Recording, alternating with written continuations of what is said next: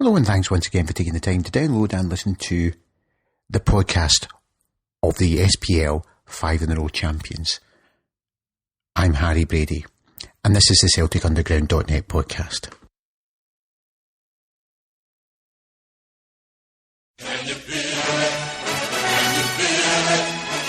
Hey, it's 5 in a row and I thought I'd just do a slightly different introduction to the latest Celtic Underground podcast.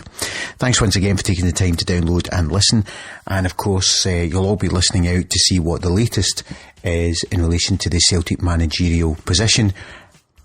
So why are you listening to this? Because what the heck do I know? Anyway, all the rumours are that it's Brendan Rodgers or Davy Moyes or Malky Mackay. Hopefully not that one. So hopefully, from my perspective, hopefully it's Rodgers or Moyes. Dermot Desmond said we'll know in the next 4 to 5 days. I keep being told Tuesday. So we'll see. Anyway, I decided to get Lachie Moore on the podcast to talk about the managerial position and where we can get to on that. So, enough of me rabbiting on here. This is me, Harry Brady, with him, Lachie Moore.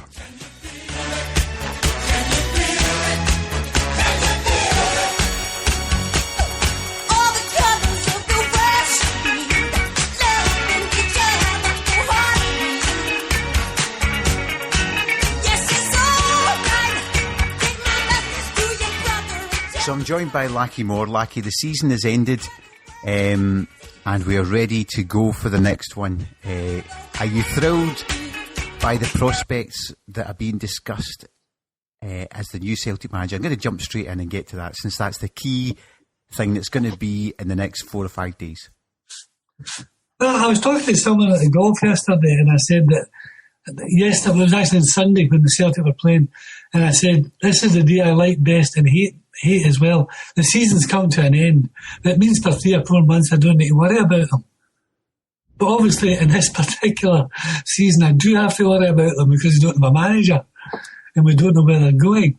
But anybody who's seen what I write on Twitter or a place like that would know that I have no faith in any of the names that have been put forward for the manager's job. None of them. Why not? Because none of them have any real measure of success in terms of winning things. And I know that people will say every manager gets the sack, but there are some of these guys are serial sackers. And yet we're considering taking them in at a time when we really need a good coach who can develop players, because we have players. So the problem you've got with that, though, is how do we get in a guy who's highly successful and won lots of trophies? I'm not suggesting that we need to go for... I know we're never going to get a top-ranked manager, but there must be people somewhere in Europe. I mean, I know we're not going to get the guy who was the Chile manager, but Mark Cooper gave an example of a guy who was looking for a project to take on the big clubs in Europe. I don't think we even have the imagination to look that far afield. But there must be some good young coaches, maybe Dyla-esque in terms of their profile. I was going to say, there's a really good young coach. He took a team the equivalent of Partick Thistle up to winning the league in his country. Yes. We should get him, shouldn't we? Yeah, but it didn't work out for Ronny for a variety of reasons. And I think he, more than anybody else, accepted they'd hit the buffers in terms of him as the manager. But the problem then is, why that happened. If I'm the Celtic board and I've got a disaffected fan base just because they're a bunch of money gets some of the time, I've got a new club called Rangers who are debt-free with 50,000 highly motivated people turning up every week, and I've just had 2 years without Champions League football. Am I going to take a risk on another version of Ronny Deila, or am I going to try and go for something that's a bit safer? Well, the new club who's just come up with their highly motivated fan base and no debt, as you say, they took a chance on a guy who just got sacked at Brentford. Now, I actually don't think they're going to be the huge challenge that they present themselves as, because I don't think these other teams that have had a wee nibble at the good life in their absence are going to sit back and let them steamroll them. I really don't see that happening. But I don't really think they're the issue. I think we must do what's right for Celtic. Yeah, no, I'm just saying that the things that we've got to consider, if I was in charge, that I've got to consider, which is, I've got to understand the nature of the media in Glasgow, and the fact that they are far more likely to be negative about, in inverted commas, project manager at Celtic than they will be at other clubs. So I've got someone who's got the possibility of the weight of the media against them. I've got a moany-ass support who sometimes are never grateful for anything.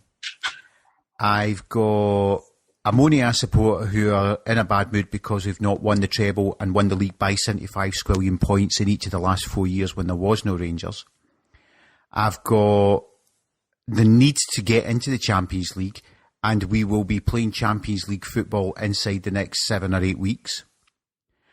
And I do have to consider the fact that I do have a club who can generate enough money to spend not a million miles away from us, because they do have 50,000 people turning up every week. These are the factors I've got to consider. And I also got to consider is, I'm not going to get the perfect manager because we play in Scotland and nobody really wants to be playing in Dingwall on a Wednesday night. We know that. There are one or two of those variables you discussed that I think the Celtic board should resist. So what are those? Well, one of them is the press, because they don't give a toss who we appoint. No, but they create the mood. Yes, but they will be vultures anyway. So, I mean, apparently I didn't listen to Sports Scene tonight, and I saw tweets, and apparently they're dissecting Brendan Rodgers' married life and divorce. They've already started. The guy's not even here, but they've already started. So you discount them. They're going to be savage. No, but you see, that's the problem, because you can't discount them, because despite what we people who go online think, the vast majority of Celtic fans read papers, listen to radio. I mean, I've not listened to Radio Clive for 4 years. I was in a shop the other day and they were playing Super Scoreboard's phone-in thing. And I actually thought you would need to have a lobotomy to even consider listening to that. I genuinely think someone who regularly tunes into that is either a sadomasochist or is a lunatic and needs sectioned. Because it's bonkers radio. But people do. Far more people listen to that than read my Twitter, read your Twitter, read the club's Twitter. That's where the majority of fans get their stuff from. Yes, but we have to accept that creates the mood. But my point is they're going to savage whoever it is. They're not. Where they go savage is where they've got... So if you look at their strategy, who did they most attack? They most attacked Wim Jansen from day one. Dr. Joe. Dr. Joe. Mm-hmm. John Barnes. Mm-hmm. Ronny Deila. They most attacked people who arrived with no goodwill built in from the support, because they weren't people that the support were excited about coming. Because they spotted a weakness and they went for it straight away. So if I'm the board, that is going to be one of my considerations. For me, Ronny Deila's biggest problem was his first set of... And it was a bit of a problem for Strachan as well. It's just Strachan being more of a local... had more of the ability to scare the press by his attitude. But it would be a consideration of mine that I believe Ronny Deila's one of his biggest problems was by not doing well in his first domestic games and arriving with no goodwill. It was an uphill battle from day one for Ronny Deila to win over the support. I agree. So I would be considering that. But carry on. That's my opinion. As I say, I think they're going to savage whoever it is. So I know what you're saying, but my tendency would just be to say, well, that's the way they are. So don't count that as a factor. The other thing I think that it's a personal view of mine, and I've written about it, is we are not a Champions League team. So to base our strategy on the Champions League is fundamentally flawed. What we need to think about is being in Europe. if the Champions League is a bonus for us. Now, I know folk will say, oh, we have more money than Malmo, etc. We, the last couple of years, have not looked like a team that could compete in the Champions League. And I think if I remember rightly, Malmo get horsed in the Champions League after they got there. So the only advantage of being in the Champions League is the money. In terms of morale, in terms of developing players, in terms of enjoyment, it would be purgatory, in my view. But then I know that. I do think we could do well in the European League, the Europa League. That would have been an area that we should have done better in.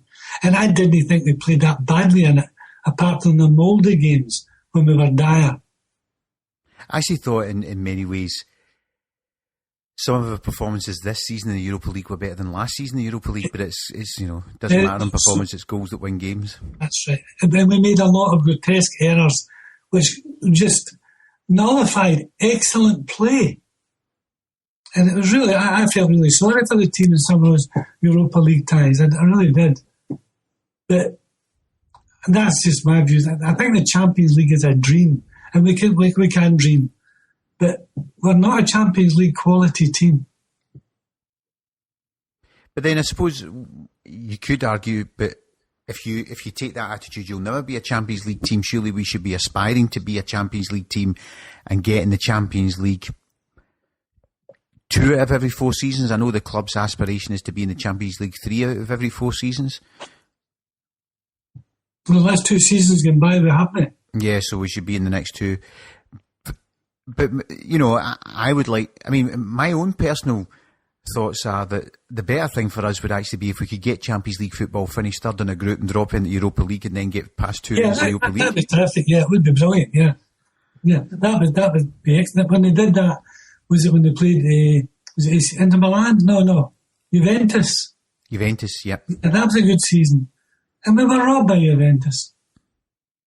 I know they were a better team. That sort of season. But anyway, so carry on. So your candidate. The other thing, as you know, I don't know if I've said to you, but I certainly been saying to the guys when I meet them. I saw a thing recently that said that the top 9 managers in the Premiership are foreigners. And of the 20 teams in the Premiership, 13 are foreign managers. I heard a thing in Radio 5 the other day where Allardyce was speculating that there will soon be no English managers in the Premiership.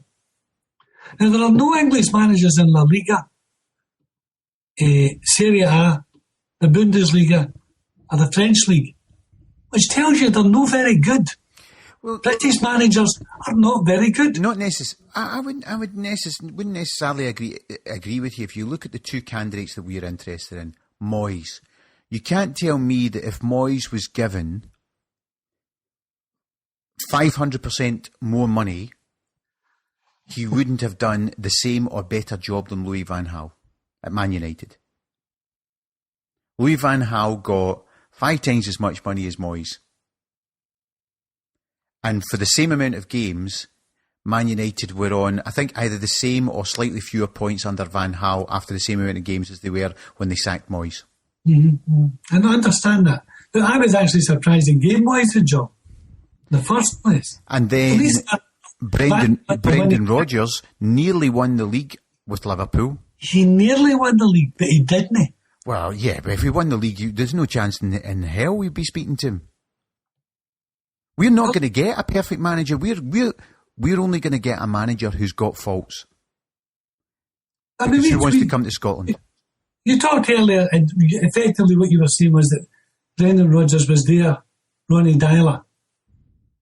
Yep. And it never worked out for them. Yep. What makes us think that it'll work out here? Because the players they had at Liverpool are palpably better players than we have. Well, under that system, we are going to hire nobody. Because we're not going to get a manager who's only ever achieved to come to us. Mourinho's not going to come to Celtic. No, so then the only manager we're going to get is somebody who has failed somewhere at some point. Well, we agree on that. They all fail at some point in time. But you really should be looking at someone who has at least shown they can win things, not just avoid relegation. Like Brendan Rodgers when he got Swansea up. Well, he got them up. But then he goes away to Liverpool. Yeah, so he showed he can achieve something. So we did the same with Ronny Dyler. He actually did win something. I just have a feeling that I've no doubt if Brendan Rodgers came, he'd probably quite effective in Scotland, but I don't see that we should be going down that British road. Sure, yeah, but I think again, if you're in the Celtic board, and the specific peculiarities about being manager of Celtic, I mean, not that I'm extolling the virtues of Graham Souness, but Graham Souness has been manager of Benfica and has been manager in Turkey. You know, two places where Lisbon and Turkey, obviously Blackburn and Liverpool as well, but particularly in Lisbon and in Turkey where you would say, aye, they're mad, those supporters.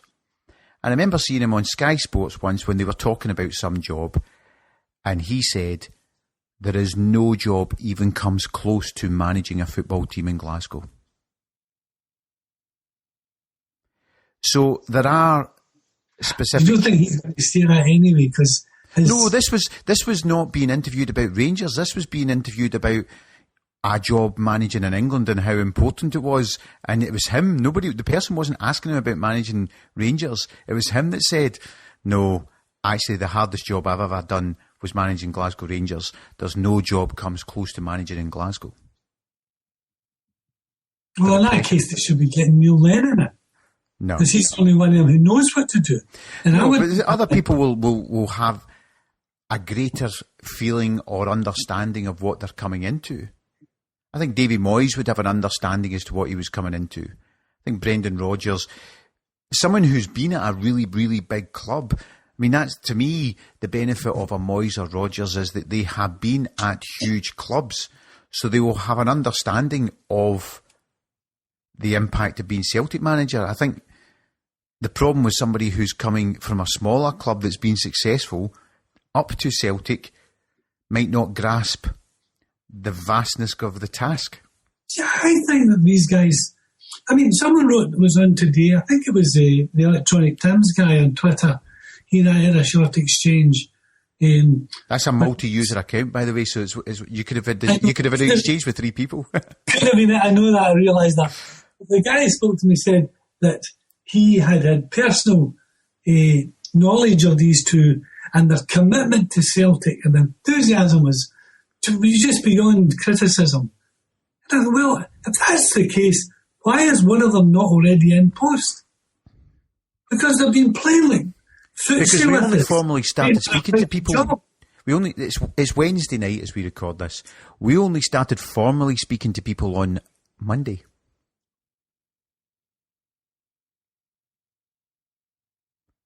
There was no circumstances that we were going to formally speak to anybody until after Ronny Dyler lifted the trophy, because that would be bad manners to Ronny Dyler.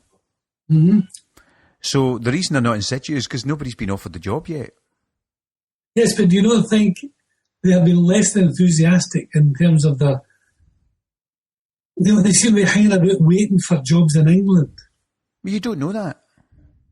That's the way it seems to have been presented, anyway. Yeah, but how can you say that if we've only offered them the job? We've not formally had a meeting with Davy Moyes yet. We've sounded his people out to see if he's interested, which he said he is, and we've not formally met with him yet. We sounded Rodgers' people out to see if he was interested, and we only formally met with him on Monday. See, that's one of my main concerns about them, is that they are actually playing us along in the end of a string, hoping that something in England may fall into their plate and we'll be the second choice if it doesn't. Well, first of all, why would you say that? Because that seems to be the way that there are so many big clubs in England that are looking for managers at the moment. Yeah, but if we only started speaking to them formally... I didn't know that. I mean, you're saying that I wasn't aware of that. Well, Celtic have said that. On behind it. I saw that today. I thought maybe they'd been having conversations with people. Aye, but conversations is different to... conversations is you chat informally to their agent and say, would your guy be interested? And their agent says, yeah, it might well be, but he needs to know the parameters of what the job's going to be, blah, blah, blah. Here's another thing that I'm not convinced about the parameters of the job. This notion that seems to be abroad. I mean, St Anthony's one of the guys who thinks he wants this Uber Führer who's going to run everything, I don't really think that's how modern football clubs work. No, there's no modern football club that runs like that, so you can dismiss that concept. I was saying tonight to someone, for years Lyon appointed coaches, and they were given players and told to coach them, and they did. I think they won about 9 French championships or something, and had a much better record in Europe than we did. And the coaches came and went and did their job, which was to coach players. They didn't feel they needed to micromanage the club. But that seems to be the model that's being put forward in the public arena here. When you listen to the radio and stuff. And don't forget, the people on the radio don't know what they're talking about. They know that, but lots of people making comments live in the 30 years ago. But a lot of our fans, seem to think that's what we need. Yeah, but they don't understand that there's no chance in hell that a guy who left school at 15, became a professional footballer, then has become a manager, is going to be entrusted with finalising multi-million-pound contracts in the modern world. Only a bonkers person would think that that's appropriate. I mean, the managers haven't... I mean, there's just no way you would do that because the managers haven't had the financial training to do that. Mm-hmm.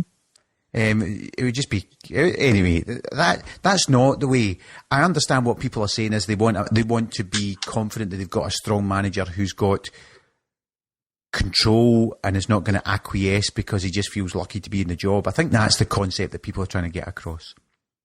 How true is this thing about the control and the acquiescence? I'm not sure. You hear contrary reports. About the way they recruit players and the way they sign players.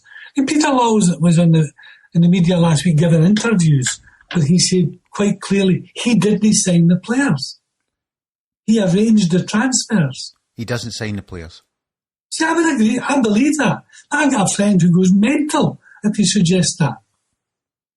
If I, the way we're talking now, if I say that Peter Law didn't sign the players, he would go bonkers. Well, he's obviously not very bright, your friend, because, I mean, that's just crazy. Now, what he might do is have an impact. You don't think that happens? Sorry, what? I mean, you hear people like Murdo McLeod, and I know people, these guys in Sports Sound and stuff like that, they seem convinced that the model Celtic uses is the players are brought in and given to... I don't have a problem being brought in and given to the manager as long as they're the right players. But the manager has been undermined by this chief executive who's power mad. No, I mean, the nearest I have had been told about something that could be close to that was Neil Lennon was told he had the option of 2 things when we signed Timo Pukki, which was Timo Pukki or nobody. So he agreed to Pukki. That's the nearest story I have heard of a player being imposed on the manager. Because there was no one else. Because it was Timo Pukki or nobody. So the person who told me that said, so we needed a striker, so of course he's going to pick Timo Pukki. Well, actually, there is a possibility that what Lennon could have done was turn around and say, no, because I don't rate him and I'd rather wait till January and it'll be on your head. Because between now and January, if somebody asks me, I'm going to say, well, I was offered one player or nobody, and I didn't think the player was better than the youths that we had. Well, that clearly wasn't true because he never played the youth. No, but that's the point I'm making is Lennon could have said that if that's true and that's what he was offered. But equally, you know, my understanding is that the nearest again you might get to Peter Lawwell choosing a player might be that the manager approves the signing of. We're going to sign one striker, and the manager approves the signing of two of them. You know, the manager approves. He's got a selection of maybe 5, and he approves 2, and Peter Lawwell goes and they both agree the parameters, and Peter Lawwell does his best to negotiate and ends up getting the manager might say, well, my preference would be him, but I'd happily go for him as well. Mm-hmm. And so it's effectively his first and his 1.5 choice. And Peter Lawwell can't get choice number 1 and says, look, I couldn't get him, but I managed to get him. I think that might also be that interview that Mark Cooper posted up on YouTube tonight. I watched most of it. I didn't watch all of it because it was well over an hour long. It was like an hour and a half anyway. I watched about an hour of it. And Brendan Rodgers actually says that about the transfer window, about what you can and cannot get. So, I mean, those were problems for all clubs. You just deal with that problem at a different level. I mean, Liverpool are shopping in a market where Man City or Chelsea could come along and suddenly snap the player away, paying the guy $500,000, 30 grand, 50 grand a week more than Liverpool. Yeah. We're shopping in a market where somebody can come along and offer 10 grand a week more than us. He also made the point about using the club's name as a bargaining counter by agents to get him moves elsewhere. But the idea that, you know, Liverpool are interested, Celtic are interested, and that sort of raises the ante a wee bit in terms of negotiating with another club. So, I mean, the whole business of football transfers is quite murky, I think, at the moment. Oh, I think it is. And I think what a lot of fans don't realise is these guys who pretty much had no real involvement in education and pretty much only were involved in becoming a professional footballer from the age of 11 or 12 are not like you and I in relation to their passion for the football teams. Once a certain standard of player is obsessed with how much money's going in his bank account. Well, he talks about that in that interview. He talks about the fact that some of these guys don't even have parents in terms of the way they're being brought up, and all they can see is the silver dollar. Yeah. You know, he actually refers to that in that interview. And that's what you've got to be realistic about, which is also why I'm sort of realistic about the manager, that, yeah, they might have a passion for Celtic, but they weren't living in Glasgow going to Celtic games every week. No. Because they were away playing football for football teams. I mean, I always remember one of my mates at school was a player for Clyde. You know, we were all big Celtic fans, and yeah, if Celtic were on the telly, he'd want Celtic to win. But also, if Celtic were playing Barcelona, he'd want Barcelona to win because Barcelona were the better football team. He just thought slightly differently to us.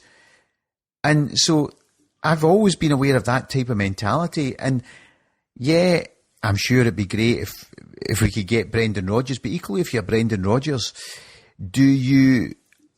if suddenly you get the chance of going to an English Premiership team and having a budget of £100 million to spend on players, or coming to Celtic and having the best budget Celtic have had in decades, in years, and having £15 million to spend on players.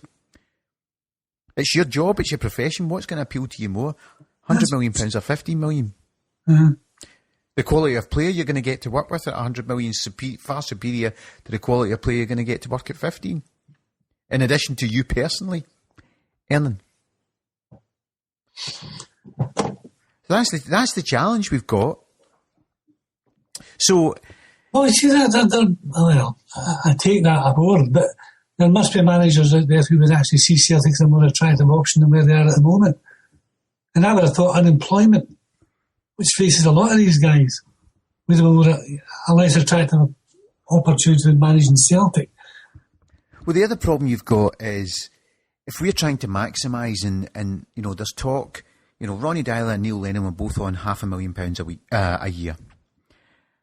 And there's, you know, the suggestion is that whatever money Rodgers and Moyes are on, and I think, you know, the bit I was saying earlier about initial soundings of of their agents.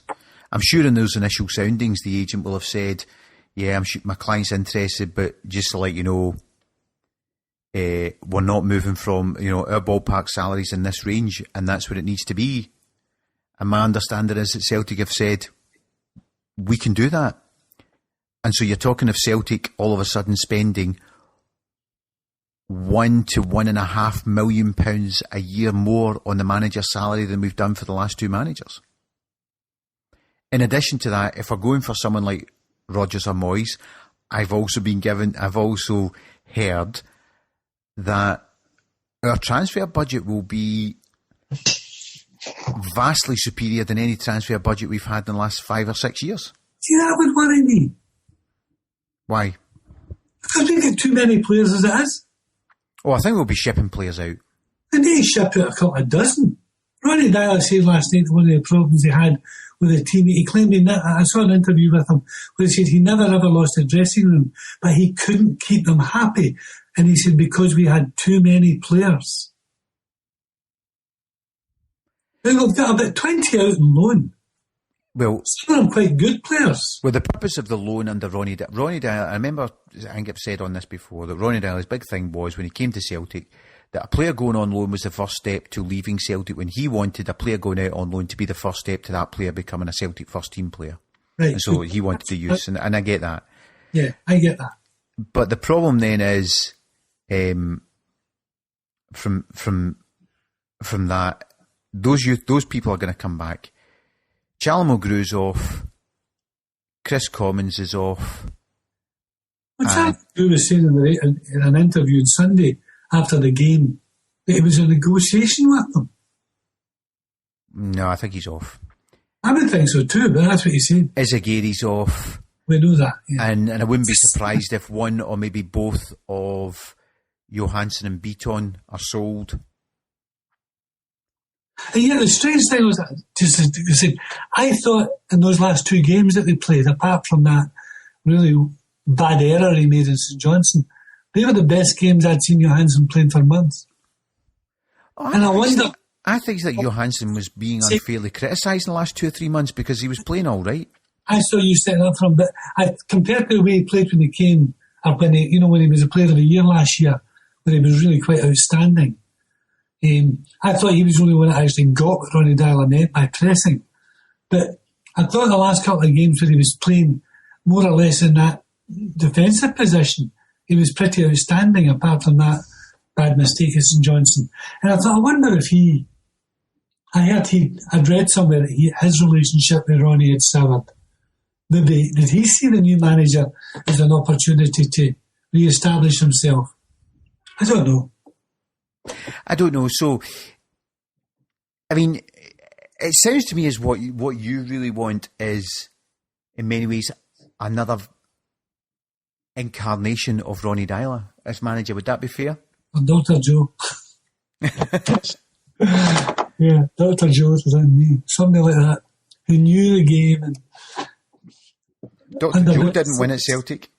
I know, but under different circumstances, he might have done. Yeah, but that's a bit like saying, well, under different circumstances, i.e. Stevie Gerrard not slipping, Brendan Rodgers would have won the English Premiership. Possibly. But I do think they need a different, well, maybe not different, but somebody who had the same notions of Ronny Dyler about developing young players that would actually do the job. Really. They've got so many good young players. They've got a terrific youth team, and none of them hardly were given a chance, apart from Tierney until recently.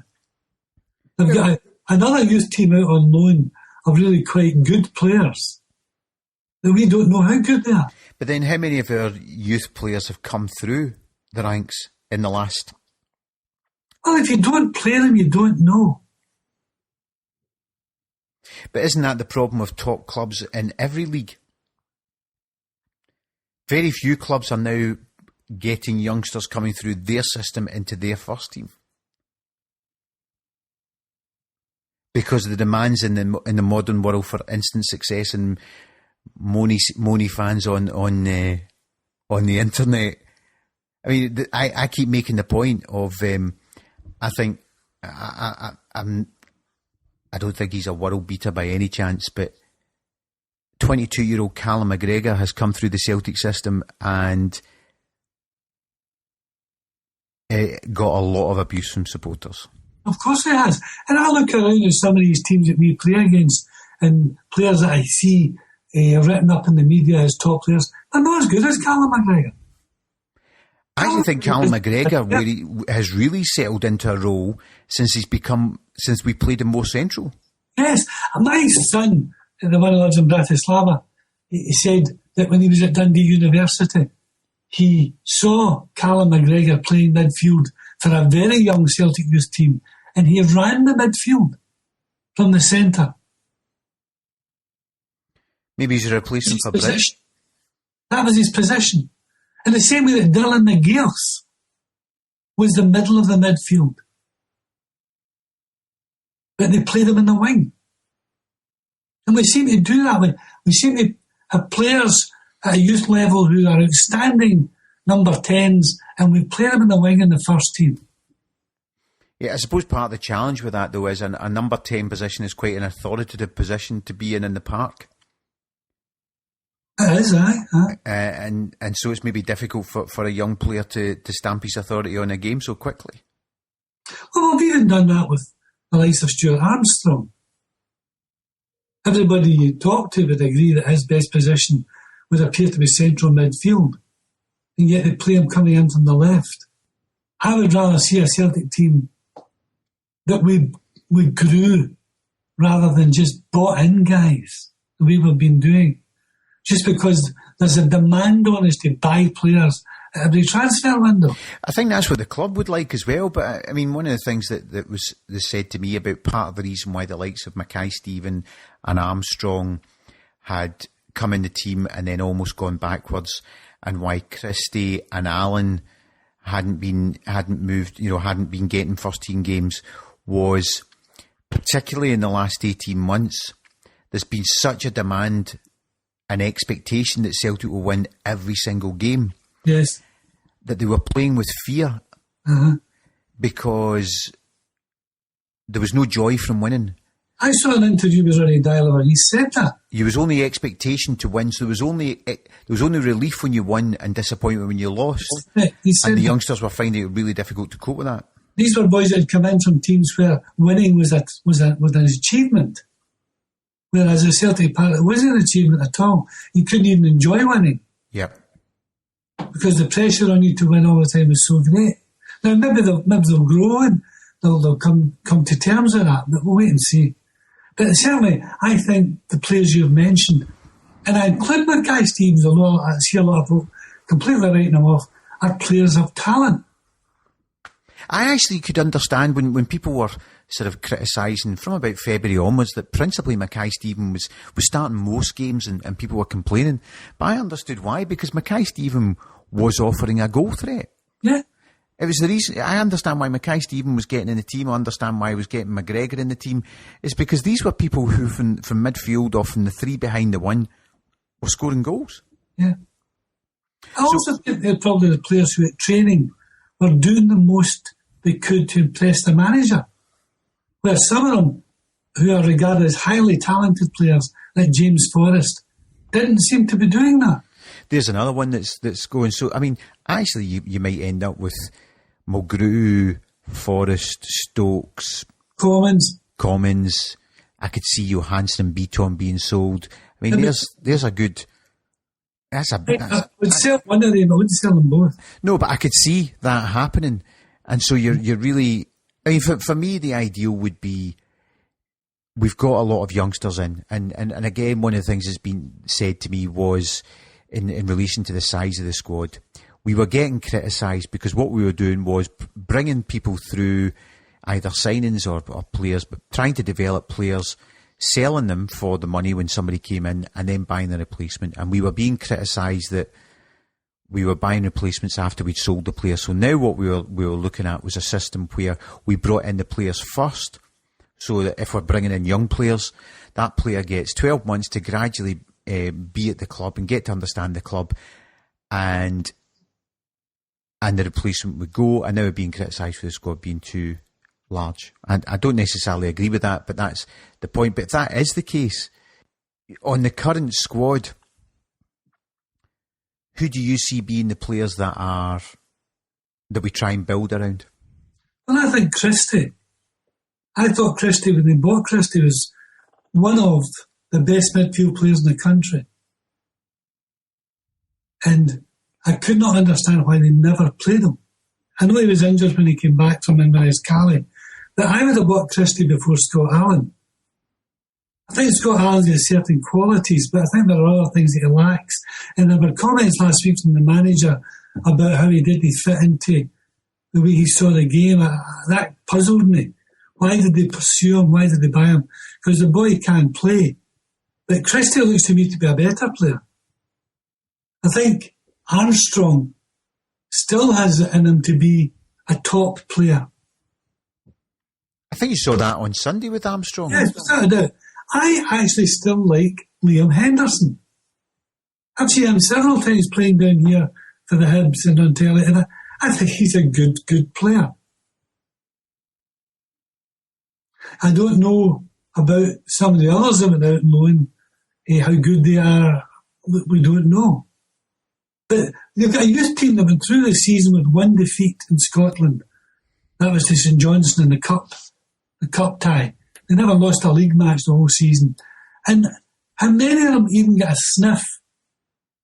I know that young boy came on and scored a goal, but he isn't even in that next echelon of players who should be stepping up to the first team. And I've got that boy coming in from, where is it, Norway?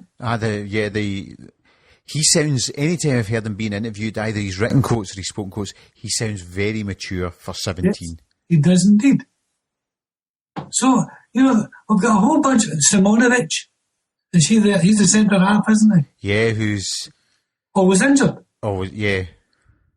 You had Sedi Yanko coming back after a bad injury. I thought when he got injured without the team, he was actually playing better than Lustig.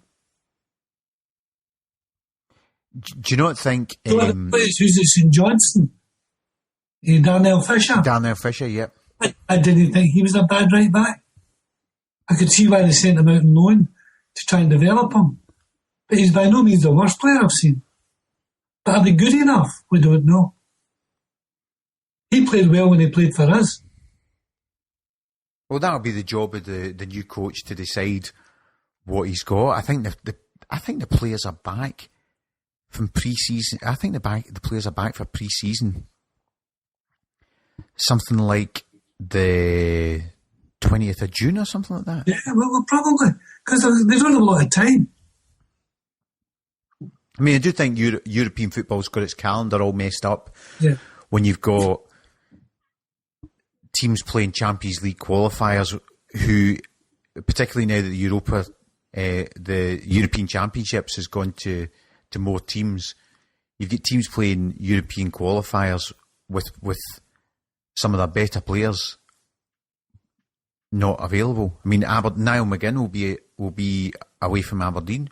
I found that whole notion. I mean, I don't pay much attention to rugby, but I hear a wee bit on a Friday night when they're waffling on about it. I found it fascinating that Glasgow played almost possibly a third or more of the season without any players because they were always playing for Scotland. Yeah, I mean that's absurd. Who pays their wages? Oh, I know. I've always found it ridiculous that the Six Nations goes on, and teams will have players playing Six Nations, and at the same time will be playing a domestic league competition game. I don't know if they even were playing in domestic league competitions. I think they were away with a squad all the time. The way they talked on this for Friday night, it was as if the team was seriously under strength because they were all away playing international football. Or rugby, whatever they call it.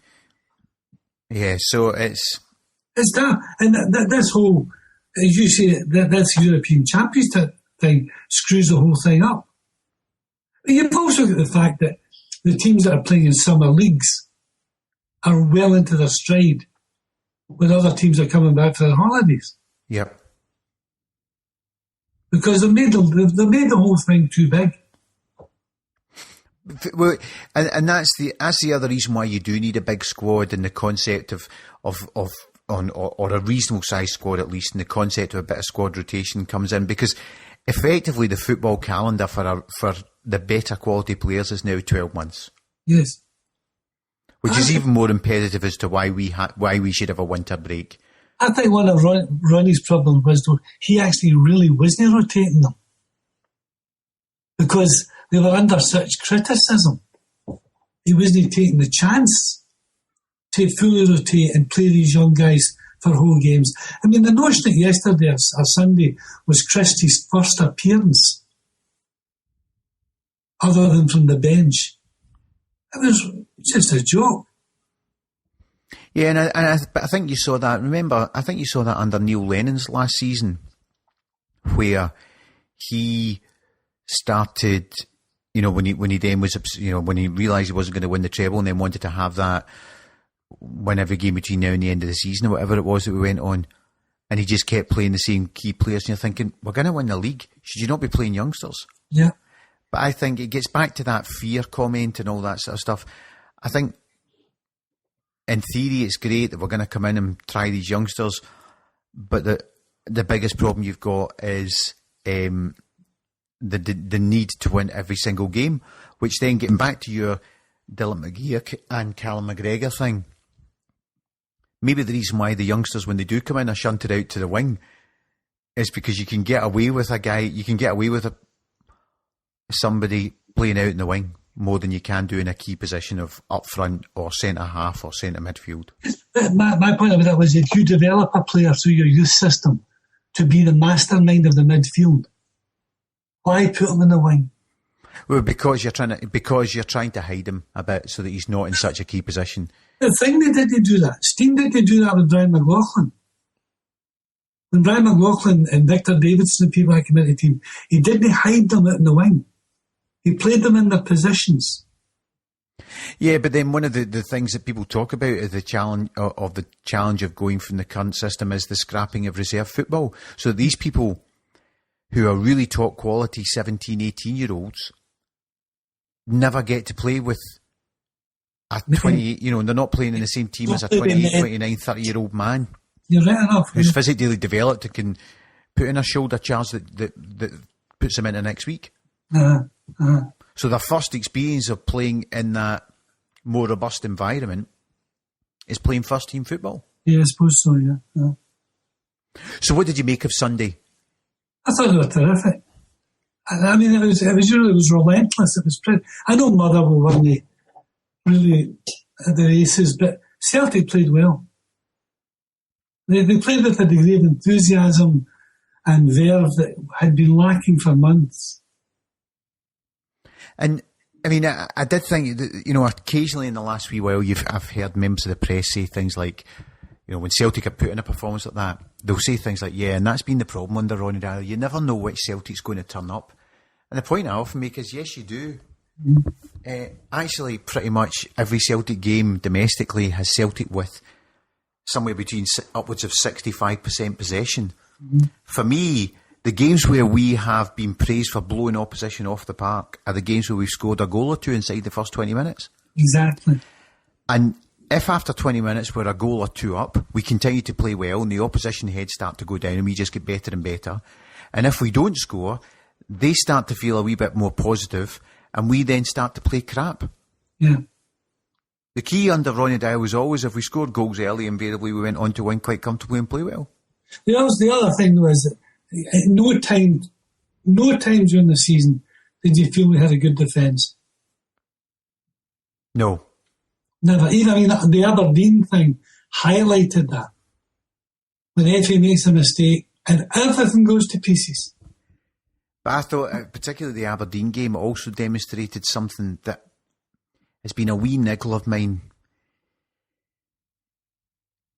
That not only did the defence go poorly, that Craig Gordon's decision making suddenly seems to become really poor. I think so. When the team becomes nervous. Yeah, I think he's had a poor season by the standard he set last season. But do you not think, like, if you think back to games that we beat Hearts when Craig Gordon was in goals or got a result against Hearts in the final moments, it would be because a cross had come in that was only 1 yard out and he'd made a bad decision about whether to go for it or not. I just sometimes... I was at the Aberdeen game when they should have made it 3 each when a cross came in, and I don't think it never went more than 2-3 yards from the byline. No. The guy headed it past. Yeah. That he should have just come and taken it. Yes. He hasn't really been very good at coming and taking crosses. But a guy who's so tall. But the other thing, you're saying about not having it, do you not find, in addition to when things aren't going well, when a manager's not getting a team to play well, that seems to combine with bad luck. John Barnes lost Henrik Larsson. Yeah. Tony Mowbray suddenly had to get rid of some key players.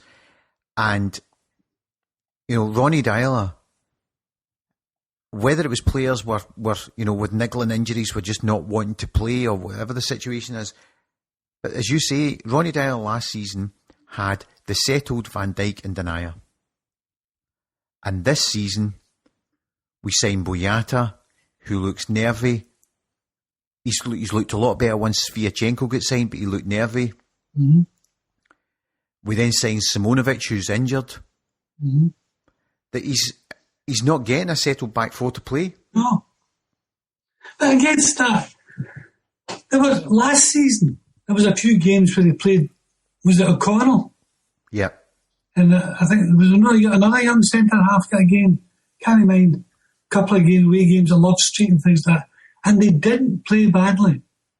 But they never figured much because he had Van Dijk and he had Denayer. It was when Denayer was injured, I think. He played a couple of them alongside Van Dijk, who was able to kind of mentor them a bit. But they all went out on loan, I think. So they really didn't have any backup for Boyata other than Effie. And Effie is just Effie. I mean, he can be absolutely brilliant. He can be absolutely hopeless within the same blink of an eye. Yeah. I felt in the Aberdeen game, part of Effie's problem is, I think the games he makes mistakes most in are the games when it's at Celtic Park and people are a bit more relaxed. Mm-hmm. And I thought against Aberdeen, because basically he was involved in being at fault for both their goals and before they scored, nearly set up an Aberdeen goal. And I just felt, because we were already 3-0 up when he came on and the players had already switched off, he came into an attitude of... This game's done. This game's done and you can relax and not concentrate. Yeah. So you were impressed with Sunday. Your final comments, just before we go, your final comments and your hopes for the manager, for what type of manager, what style of football, and... Well, I said to someone the other day on Twitter, whoever comes in, whether it's David Moyes or Brendan Rodgers, and I think in my deepest psyche I would accept either of them as possibly decent appointments, but I would have much rather someone who intrigued me rather more, but we'll see. Somebody who makes us hard to beat. We need to be a team that nobody sees as a pushover. And I think that Molde particularly showed us up as a team that weren't that hard to beat. In the other games where I thought we played really well, we never won any of them because we weren't hard to beat. So I'd like a team that could defend with vigour. And if they can play good football and score goals on top of that, that's a bonus. Just don't get beat in games that matter. Because it was the games that mattered. We didn't play, we didn't win. And Ronny admits that. He lost the big games.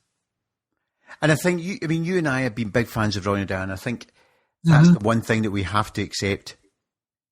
In the games that mattered, he didn't win. he was desperately unlucky in many of those games. The fate seemed to conspire against him in those semi-finals. Apart from that last one, which I didn't watch, because I don't watch that mob. But the European ties, there were periods in those games where they were terrific, and they never went in them. But I suppose a critic of Ronny would turn around and say, well, you know, to lose one or two of them, you can be desperately unlucky. To lose virtually every key game is not being unlucky. There's something, you're just not quite there as a manager. Yeah, but when you get grotesque decisions and goals disallowed and penalties not given and things like that, it does seem to conspire against you. Some managers are lucky and some are not. Was it Napoleon said he'd rather a lucky general than a good one? Oh yeah, I mean, I remember saying to a Rangers friend of mine that if you, a few years ago, if you looked up the definition of lucky in the dictionary, it would say, see Alec McLeish when he was Rangers manager. Of course, yeah. Because he wasn't very good, but, you know, they won stuff. He won several trophies. He won a treble, didn't he not? He did, yeah. Good. Anyway, I'm not going to... the best Celtic team in decades. He won a treble. Yes, I'm not going to finish talking about them. So you just want a manager who wins the key games. That would be preferable, yes. Yeah. There was a wee thing came up the other day, we were talking about it. I don't know if I told you. I met a guy at the golf whose son coaches in England, one of the championship teams in England. And we were musing over events at Celtic, and I was saying that I was intrigued how John Kennedy had ever become the first team coach so quickly. And I thought that was perhaps why was it Stevie Frail was the development coach and he was his assistant. Remember? Yes, And shortly after that, Stevie Frail resigned and moved on. And it intrigued me that the apprentice got the job of managing, helping to manage the first team, where the guy who was actually winning everything as head development coach left. And I was speculating in the fact that they're hunting around for coaches next. I'm not suggesting Jim McIntyre, not Jim McIntyre, what's his name? The boy who runs the youth team at the moment. McGuinness? No. Anyway, I know who you mean. I can see his face. Yeah, he's a blonde guy. They win every week. But it intrigued me that he never gets a shout in terms of maybe even a role coaching the first team. And this guy said that his son was at one of these coaching seminars, and the main clinic was led by the very boy who coaches the Celtic development squad.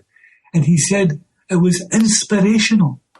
It was the best coaching clinic he'd ever seen anywhere. Now this guy played for Nottingham Forest, and he played for various teams in England. He was captain of Crewe, I think. And he said that our youth development coach gave the best coaching sessions he's ever seen. You never get any suggestion that we might use that. That intrigues me. Yeah, because he's coaching the youths. I'm not serious. So was, I know you'll laugh at this, so was Pep Guardiola. I'm not suggesting that as a parallel, but my point is, these guys have ability as coaches. They might not be managers. Yeah, but he's obviously got a key role at developing our youth system. No, so we are using him. If you're going to bring those players through to the first team.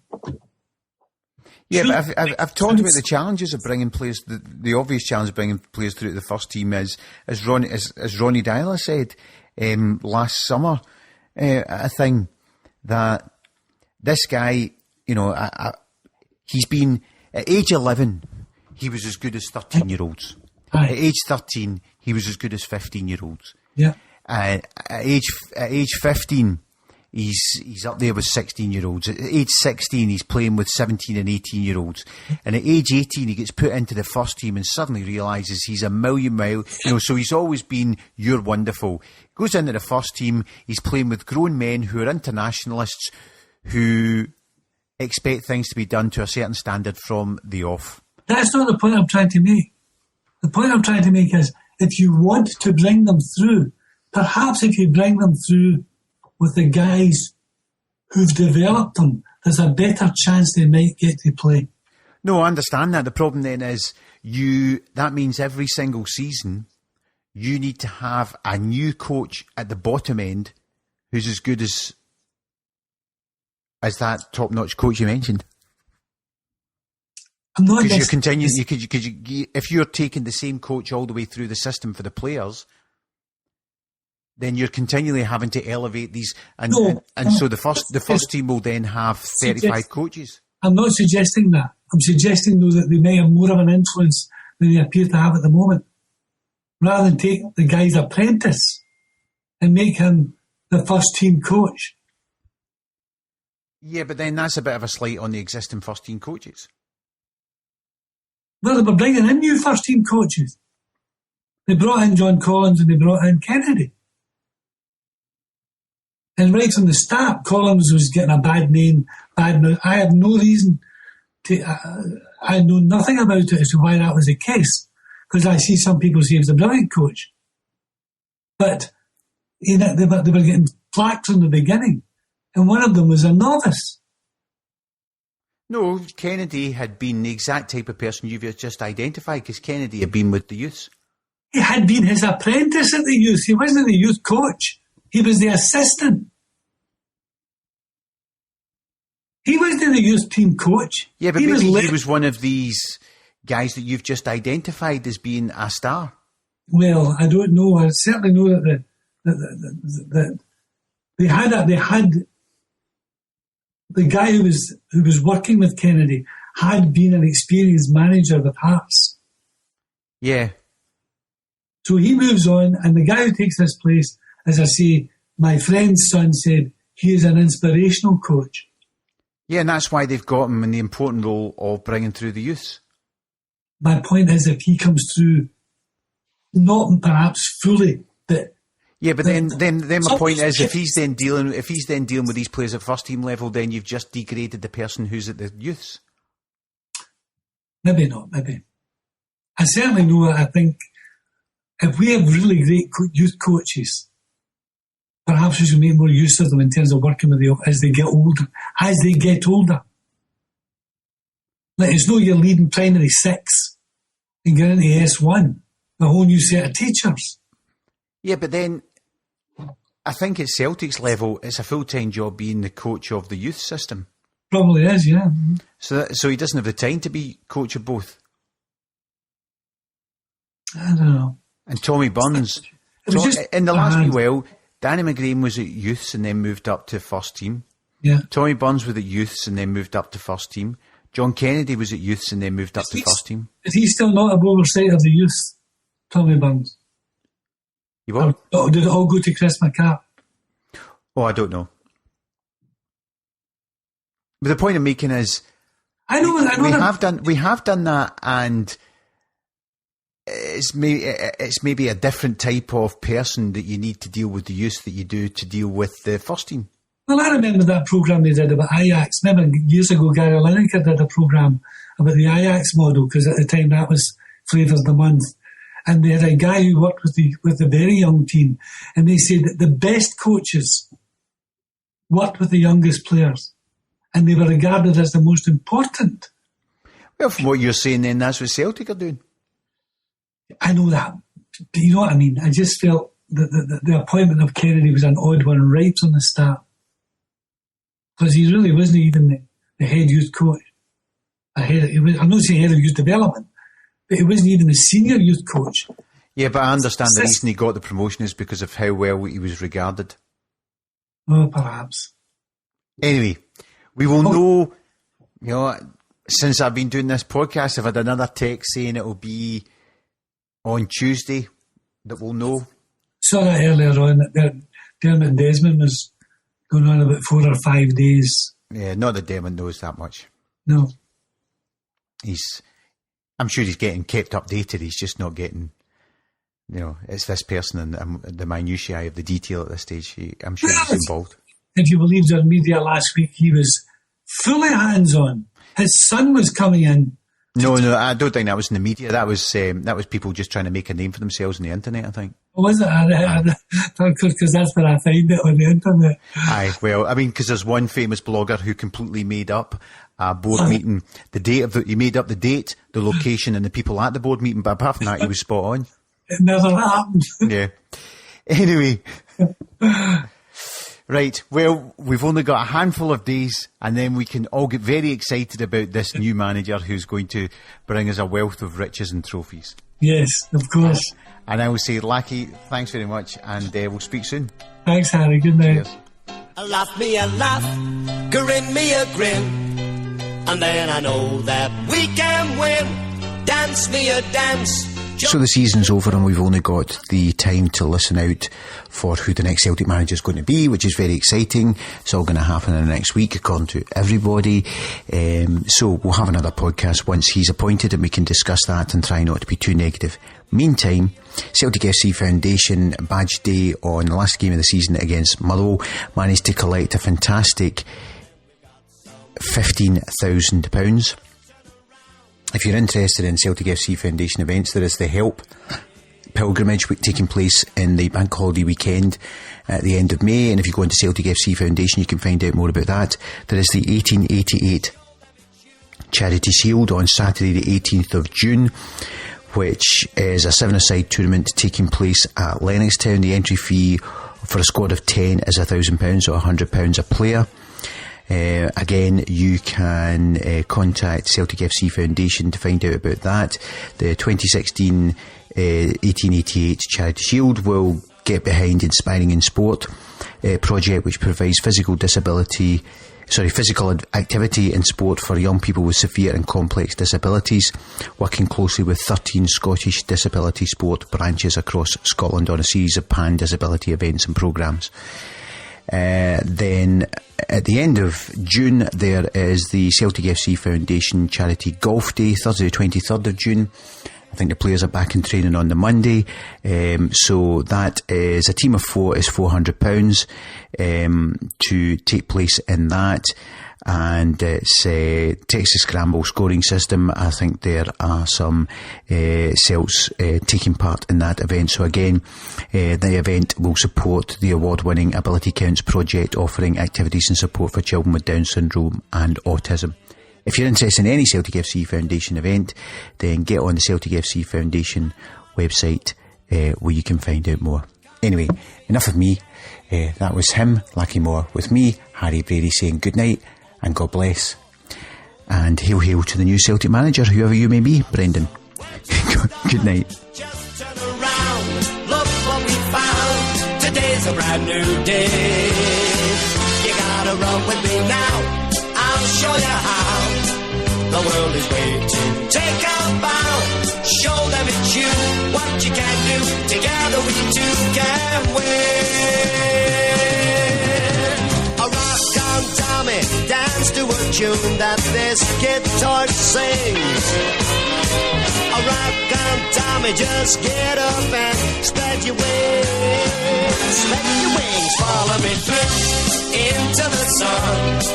And we can smile at everyone. You gotta join in with me, then we are free. It isn't hard to do. I said life is a song, so just sing along, and then we know we can't go wrong. Just you and me, come on and sing. Together we'll be okay.